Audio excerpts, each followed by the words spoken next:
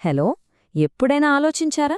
మన విజయాల స్థాయి మనం చేసే ఆలోచనల స్థాయి మీదే ఆధారపడి ఉంటుందని? ఇది వినడానికి సింపుల్గా అనిపించినా 1959లో డేవిడ్ స్క్వార్డ్స్ రాసిన క్లాసిక్ పుస్తకం వెనక ఉన్న అసలైన మ్యాజిక్ ఇదే. ఈరోజు ఈ విశ్లేషణలో the magic of thinking big book by David Schwartz book summary in Telugu in డీటెయిల్గా చూద్దాం. మన ఆలోచనా విధానాన్ని ఇది ఎలా మార్చేస్తుందో తెలుసుకుందాం రండి. మరి జీవితంలో కొందరు మాత్రమే ఎందుకు అంత గొప్ప విజయాలు సాధిస్తారు? మిగతా వాళ్లంతా ఎందుకు ఎక్కడేసిన గొంగళి అక్కడే అన్నట్లు సాధారణ జీవితానికే పరిమితమైపోతారు? ఆ తేడా ఎక్కడో కాదు, కేవలం మనసులో మనం గీసుకునే గీతలే, అడ్డంకులే. నిజం చెప్పాలంటే బయట మనకు ఎవ్వరూ శత్రువులు ఉండరండి. మన ఆలోచనా విధానమే మన భవిష్యత్తును డిసైడ్ చేస్తుంది. సో ఈ అద్భుతమైన జర్నీలో మనం ముఖ్యంగా 5 విషయాలు కవర్ చేయబోతున్నాం. అవేంటంటే విజయానికి పునాది అయిన నమ్మకం, సాకులకు స్వస్తి పలకడం, సృజనాత్మకత, వాతావరణం, లక్ష్యాల ఆచరణ, చివరిగా ఒక గొప్ప లీడర్గా ఎదగడం. ఇక ఏమాత్రం ఆలస్యం చెయ్యకుండా మొదటి అంశంలోకి వెళ్ళిపోదాం. విజయానికి పునాది నమ్మకం. ప్రతి మనిషి బ్రెయిన్లో ఒక ఇద్దరు వ్యక్తులు ఎప్పుడూ కుస్తీ పడుతూ ఉంటారు. ఒకరేమో మిస్టర్ ట్రయంఫ్, అంటే గెలుపనమాట. ఏ పని చెప్పినా అరే నేను చేయగలను అంటాడు. మరొకడు మిస్టర్ డిఫీట్, అంటే ఓటమి. వీడెప్పుడు నా వల్ల కాదు బాబోయ్, ఇది అసాధ్యం అంటుంటాడు. మనం లైఫ్లో గొప్పగా ఎదగాలంటే మాత్రం ఈ మిస్టర్ డిఫీట్ ఉన్నాడు చూశారు, వాణ్ణి పర్మనెంట్గా మనసులోంచి తీసి బయట పారేయాలి. No doubt in that. సరే, మరి ఆత్మవిశ్వాసాన్ని అమాంతం పెంచేసుకోవాలంటే ఏం చేయాలి?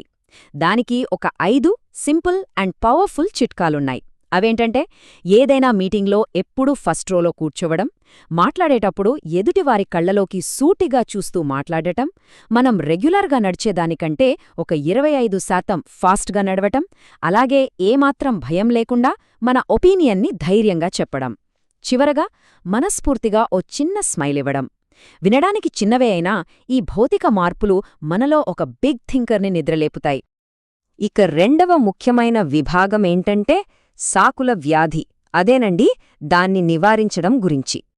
అసలు మనం ఏ పనైనా మొదలుపెట్టకముందే మనలో ఉన్న సత్తాన్ని పూర్తిగా చంపేసే అతిపెద్ద మెంటల్ బ్లాక్ ఒకటుంది. అదే ఎక్స్క్యూజైటిస్. అంటే ప్రతిదానికి అంతులేని సాకులు వెతుక్కోవడం. దీనివల్ల మనలో ఎంత పొటెన్షియల్ ఉన్నా అది బయటపడదు, ఫైనల్గా ఫెయిల్యూర్ మిగులుతుంది. నిజం చెప్పాలంటే ఇది ఒక భయంకరమైన మానసిక వ్యాధి. దీనికి వెంటనే ట్రీట్మెంట్ మొదలుపెట్టాలి. అయితే ఈ సాకుల వ్యాధులో ముఖ్యంగా ఒక 4 సిమ్టమ్స్ కనిపిస్తాయి. ఫస్ట్ది హెల్త్ బాలేదని సాకు చెప్పడం. దీనికి విరుగుడేంటంటే ప్రస్తుతం మనకున్న ఆరోగ్యానికి థ్యాంక్ఫుల్గా ఉండటం. రెండవది నాకంత తెలివితేటలు లేవని ఫీలవ్వడం. కాని గుర్తుపెట్టుకోండి, తెలివి కంటే మన యాటిట్యూడ్ చాలా ముఖ్యం. మూడవది వయస్సు, అంటే నాకింక వయస్సు రాలేదనో లేదా వయస్సు అయిపోయిందనో అనుకోవడం. సాధించడానికి ఎప్పుడూ కరెక్ట్ టైమే అని నమ్మాలి. ఇక లాస్ట్ది నాకు లక్ లేదబ్బా అనుకోవడం. అదృష్టమంటే ఏంటో తెలుసా? మన ప్రిపరేషన్, ఒక మంచి అవకాశం. ఈ రెండూ కలిసినప్పుడే అదృష్టం తలుపుదడుతుంది. ఇక్కడ మీరు ఖచ్చితంగా గుర్తుపెట్టుకోవాల్సిన పాయింట్ ఒకటుంది. Attitude is greater than IQ. ఈ బుక్లో చెప్పిన అత్యంత పవర్ఫుల్ నిజం ఇదే. పుట్టుకతో వచ్చే ఇంటెలిజెన్స్ కంటే కూడా ఎలాంటి సిచ్యువేషన్నైనా ఫేస్ చేసి ఒక పాజిటివ్ యాటిట్యూడ్ ఎప్పుడూ పైచేయి సాధిస్తుంది. ఫైనల్గా గెలిచేది ఆ సరైన దృక్పథం, కష్టపడే తత్వం ఉన్నవాళ్లే. రైట్, ఇప్పుడు మూడవ విభాగంలోకి వెళ్దాం. సృజనాత్మకత మరియు వాతావరణం మనల్ని ఎలా ప్రభావితం చేస్తాయో చూద్దాం. మనం రోజూ వాడే మాటలు మారితే మన ఆలోచనా విధానం కూడా మారిపోతుందండి. ఉదాహరణకు, ఏదైనా అడ్డంకి వస్తే దాన్ని ఒక ప్రాబ్లంలా కాకుండా ఒక ఛాలెంజ్లాగా తీసుకోండి. అలాగే డబ్బునో టైంనో పెడుతున్నప్పుడు దాన్నొక ఖర్చు అని కాకుండా మన ఫ్యూచర్ కోసం పెడుతున్న ఇన్వెస్ట్మెంట్గా భావించండి. చూసారా, పదాలు మారగానే పర్స్పెక్టివ్ ఎలా మారిపోయిందా? ఈ చిన్న షిఫ్ట్ మన క్రియేటివిటీని అమాంతం పెంచేస్తుంది. ఇక మన క్రియేటివ్ థింకింగ్కి పదును పెట్టడానికి ఒక సూపర్ టెక్నిక్ ఉంది. అదే ఫ్యూచర్ సెల్ఫ్ విజువలైజేషన్. రోజూ జస్ట్ ఒక 2 నిమిషాలు కేటాయించండి.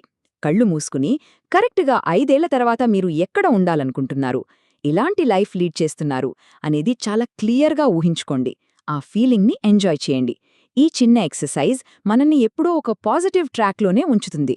మన చుట్టూ ఉండే వాతావరణం అంటే ఇంకేదో కాదు, మన చుట్టూ ఉండే జనాలే. జనరల్గా 3 రకాల వ్యక్తులుంటారు. ఒకరు ఎప్పుడు నీవల్ల కాదు, ఇదంతా వేస్ట్ అని డిస్కరేజ్ చేసేవాళ్లు. రెండో రకం ముందు నువ్వు చెయ్యి, ఏమవుతుందో చూద్దాం అని వెయిట్ చేసేవాళ్లు. ఇక మూడో రకం నువ్వు ఖచ్చితంగా చేయగలవు, గో అహెడ్ అని ఎంకరేజ్ చేసేవాళ్లు. మీరు సక్సెస్కి దగ్గరవ్వాలంటే ఆ ఫస్ట్ కేటగిరీ వాళ్లున్నారు కదా, వాళ్లకి ఆమడ దూరంలో ఉండాలి. మన చుట్టూ ఎప్పుడూ పాజిటివ్ వైబ్స్ ఉంచుకోవడం చాలా చాలా ఇంపార్టెంట్. ఓకే, ఇప్పుడు 4వ విభాగానికి వచ్చేశాం. అదే లక్ష్యాలు మరియు ఆచరణ ప్రణాళిక. యాక్షన్ క్యూర్స్ ఫియర్ అంటే మనమొక పని మొదలుపెట్టగానే మనలో ఉన్న సగం భయం పారిపోతుంది. బిగ్ థింకింగ్ అనేది కేవలం ఫౌండేషన్ మాత్రమేనండి. కాని దానికి యాక్షన్ తోడవకపోతే అది కేవలం ఒక పగటి కలలాగే మిగిలిపోతుంది. ముందడుగు వేస్తేనే కదా భయాన్ని జయించి మనమనుకున్న రిజల్ట్స్ని కళ్లారా చూసేది. మరి ఆ పెద్ద కలల్ని రియాలిటీగా మార్చుకోడానికి ఒక బెస్ట్ ఫ్రేమ్వర్క్ ఉంది. అదే స్మార్ట్ విధానం. మనం పెట్టుకునే గోల్ ఎప్పుడూ చాలా స్పెసిఫిక్గా, మెజరబుల్గా, మనం అచీవ్ చేయగలిగేలా, మన లైఫ్కి రెలవెంట్గా, అలానే ఒక టైం లిమిట్తో ఉండాలి.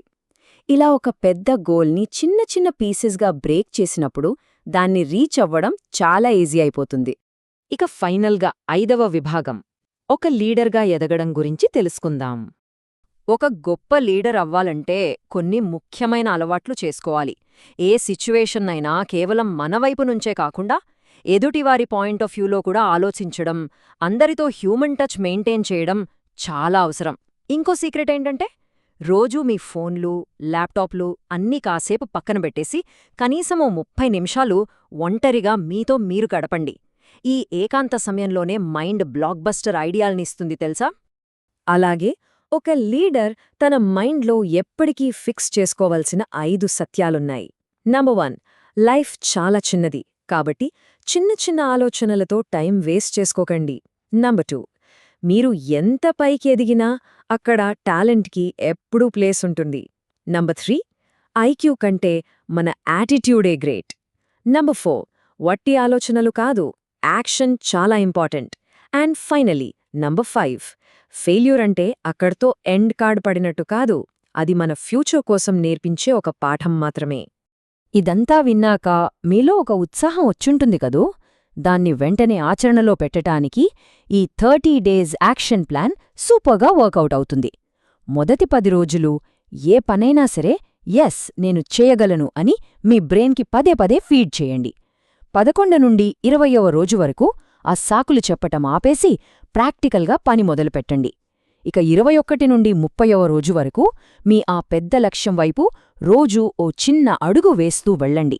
ఈ డిసిప్లిన్ తెచ్చిపెట్టే రిజల్ట్స్ చూసి మీరే ఆశ్చర్యపోతారు. చూసారుగా, the magic of thinking big బుక్లో ఉన్న అద్భుతమైన సీక్రెట్స్ అన్నీ మనం కవర్ చేశాం. సో ఇప్పుడు మిమ్మల్ని మీరు అడుక్కోవాల్సిన మోస్ట్ ఇంపార్టెంట్ క్వశ్చన్ ఒకటుంది. ఈరోజే, ఇప్పుడే మీరు మొదలుపెట్టబోయే ఆ ఒక్క అతిపెద్ద లక్ష్యం ఏమిటి? పెద్దగా ఆలోచించండి, భయాన్ని పక్కన పెట్టండి, వెంటనే ఆచరణలోకి దిగిపోండి. మీలో దాగున్న ఆ పూర్తి సత్తాన్ని బయటకు తీయాల్సిన టైం ఇదే. మరొక అద్భుతమైన విశ్లేషణతో మళ్ళీ కలుద్దాం. అప్పటివరకు కీప్ థింకింగ్ బిగ్.